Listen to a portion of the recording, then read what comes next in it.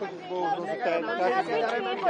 हाँ जी, yes, it has been table. जी जी, देखिए, एक तो ये जो नाम बदलने वाला सनक है मुझे समझ में नहीं आता। इसमें खर्चा बहुत होता है देश का, सरकार का, तो खामखा इसको करने का मुझे किस लिए कर रहे हैं वो समझ में नहीं आता। सबसे पहला तो वो है।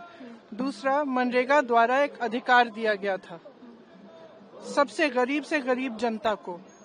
किस चीज का अधिकार? रोजगार का, 100 दिन के रोजगार का अधिकार। और ये जो विधेयक है ये उस अधिकार को कमजोर करेगा। और जिस तरह से इस विधेयक में 2-3 चीजें ऐसे इन्होंने डाल दी हैं जो ऊपर से ऐसे लगता है कि चलिए दिन बढ़ा दिए हैं, दिन बढ़ाए हैं। आपने वेतन बढ़ाया है? नहीं बढ़ाया है। मजदूरी बढ़ाई है? नहीं बढ़ाई है। तो दूसरा, आप इतने सालों से कम करते जा रहे हैं। जहां जाएंगे आप मनरेगा के मजदूरों से पूछेंगे, वो बोलेंगे कि अभी तक पैसे नहीं आए। और आपने अब क्या किया है कि पहले ग्राम पंचायत तय करती थी कि कहाँ पे कौन सा मनरेगा का काम होगा।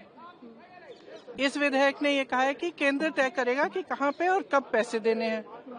तो जो ग्राम पंचायत का अधिकार था कि वो तय करे कि कहाँ पे हमें पैसे चाहिए, किधर हमें काम कराना है, वो भी छीना जा रहा है। तो हर तरह से ये विधेयक हमें गलत लगता है। और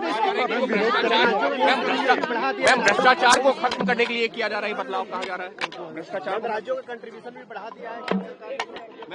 पंचायती राज का मकसद ही यह था। जब ये बार बार मेरे पिताजी की बात बोलते हैं ना कि पैसे, जितने पैसे हम भेजते हैं उतने पहुंचते नहीं है, तो जो पंचायती राज का बिल था वो इसीलिए था ताकि पैसे, जो सरकार के पैसे हैं वो डायरेक्ट ग्राम तक पहुंचे, गांव तक पहुंचे, और गांव में पंचायत में तय किया जाए कि किस तरह से खर्चे जाएंगे। तो अगर आप उसका विपरीत कर रहे हैं तो इसका मतलब कैसे है कि आप भ्रष्टाचार को खत्म कर रहे हैं। और जिम्मेदारी लीजिए, आप नया विधेयक लाए हैं, उसमें आप तो जिम्मेदारी से तो आप हाथ धो रहे हैं कि जितने भी मनरेगा के पैसे जो केंद्र से आते थे, 90% केंद्र से आते थे, और इनके विधेयक में ज्यादातर प्रदेशों में अब 40% केंद्र से आएंगे। तो ना आप जिम्मेदारी लेना चाहते हैं, आप जनता का अधिकार कम करना चाहते हैं, और जितनी सत्ता है केंद्रित करना चाहते हैं। हमेशा हर चीज में इनका यही विचार है कि किस तरह से हम सत्ता को केंद्रित करें।